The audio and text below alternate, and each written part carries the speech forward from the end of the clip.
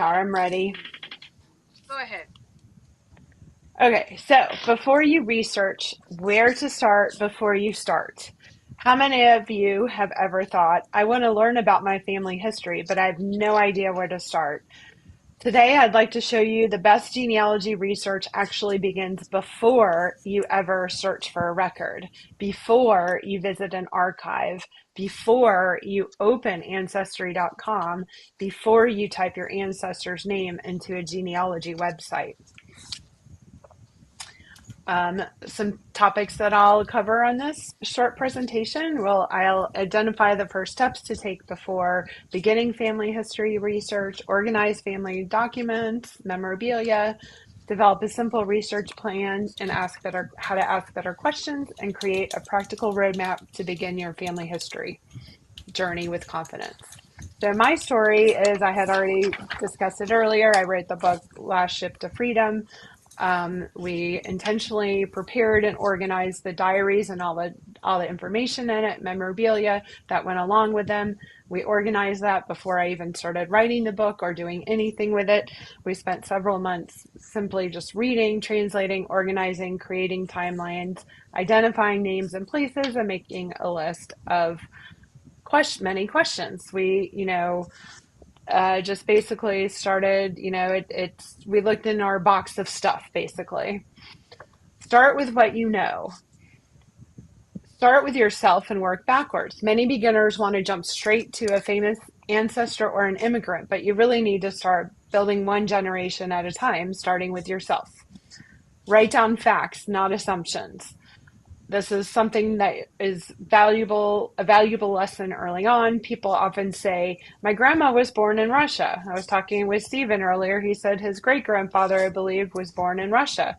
They didn't know exactly where in Russia, and I don't know if he's found documentation. Has it actually been in Russia, or was it Ukraine, or is it a different country? Oftentimes you hear your relatives saying where they're from, and until you find documentation, you don't know for sure. So you have to kind of separate between family stories and documented facts. Record what you know and how you know it. My mother told me. So it's written in the family Bible. I have a birth certificate. This introduces the concept of documenting sources without making it feel technical. So it's always good to make a little note like that. It also helps to identify the gaps in your knowledge. Those gaps naturally become the research questions. And for example, in Lydia's diaries, what I knew was that my grandmother's name was Lydia Komarkov. She immigrated to the United States in 1922. She kept diaries. She lived in New York State. What I didn't know was where she was educated, who were her classmates, who were all these people that she mentioned in the diaries, and what happened when she left the ship. So the next step is to gather everything. Gather everything you have in your house. You can see I've got some boxes of random letters, postcards. I think I have my grandfather's lease to his house or his purchasing papers. There's shoes in a shoebox. Not sure why we have those with my genealogy, but that's still part of those. Those were my grandmother's shoes. Death certificates, photographs, all sorts of, don't underestimate what's already sitting in your home because that old box in the closet may contain clues that no website will ever have. And these are some of the items that we gathered for, and specifically related to the diaries. We had the actual diaries, of course, documents, some pre-revolutionary money. We had a samovar. We had a sewing machine. One of the families actually brought that sewing machine on the ship with them when they lived on the ship for 18 months. Shark tooth. The painting there is of the steamship. Old photographs. These are over a century old now by this point. The next step is to organize your research. You start from macro and go to micro. Um, that is the strategy that I use. Just if you're overwhelmed with all the box of stuff you have, put all the photos together in one pile and don't even look at them. Just put them all in one pile. Don't even look at the documents. Just put them all in one pile so that when you're ready to micro organize, you can look at all the documents and you can put them, put all the birth certificates together, put all the death certificates together, or put, all of the paperwork and photographs that belong to one person, that kind of thing. And that is really helpful um, when you are organizing your information. And it's also important, you don't have to organize everything perfectly before you begin. The important thing is to simply gather it in one place. You can organize as you go. Progress is better than perfection. Build your family tree. That the next step is to create a family tree, starting with yourself. You can see I have my basic family tree here. I'm down there at the bottom. I have my parents, my grandparents, my great grandparents. I can go a little further. My my my paternal grandfather, I can actually go pretty far. And that happened a couple years ago, and that was super exciting. But the other branches, I don't really have much more than what you see there. Do you know the names of your four grandparents? Do you know the names of your four great grandparents? Do you know your 16 great grandparents? You know, and then ask who, where, when, why. There's so many questions that you can ask yourself that you want to know. Then here's some ancestral mathematics. We're talking about math tonight with our game. Well, here's some math right here. um, you have, two parents, four grandparents, eight great grandparents, and you can kind of read down to your 15th great grandparent. So for you, in order to be around today, you have to have 100, you have about 131,015 great grandparents, which is the number blows my mind away.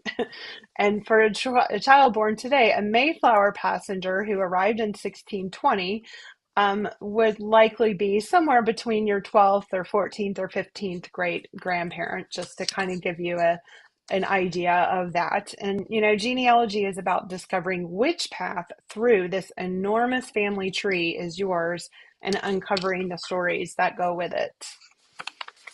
And then start asking better questions. Instead of asking, I want to learn about my family, ask more specific questions. Who were my grandparents? Where were they born? When did they immigrate? What church did they attend? Just to give an example of a few questions. For example, my first question when we opened up my grandmother's diaries was, what happened on the ship? We just simply wanted to know, what was it like living on a ship for 18 months? I think even at that time, we only thought she had lived on it for a year. And then we're surprised to learn that it was actually 18 months. And as we got deeper into the diaries, we had a lot more specific questions, like who were these people? Who was the captain of the ship? What responsibilities did my great grandfather have on the ship? Where did the ship sail in the Black Sea? And why were they on the ship to begin with?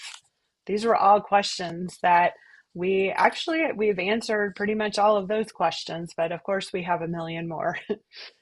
So now, once you've organized everything, you're ready to actually do the research. On your websites, there's ancestry.com, there's Family Search, there's MyHeritage, there's, so many local archives, there's records, relatives you can ask.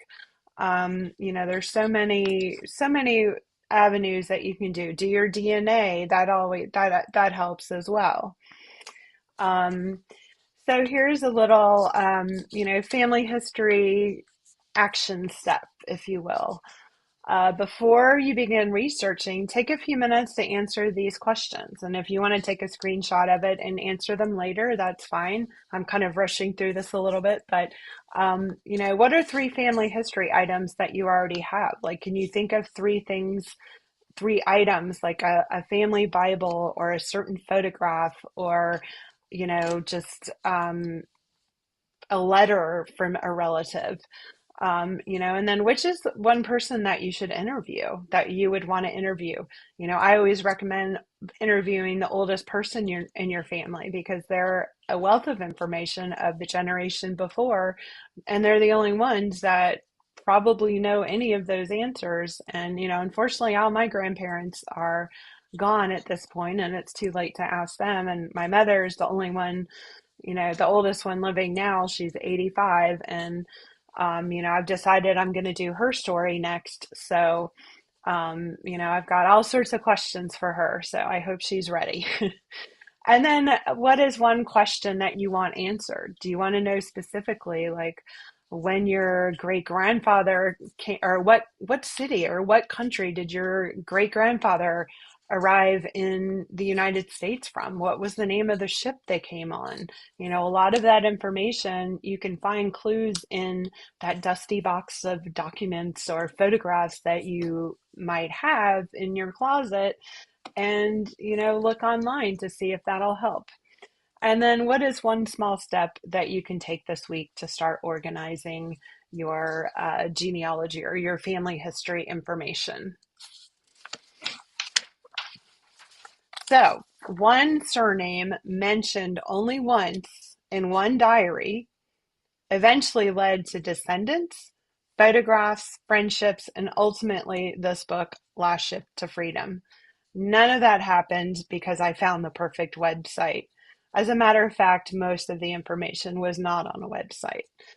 It happened because I took the time to understand what I already had and to organize it.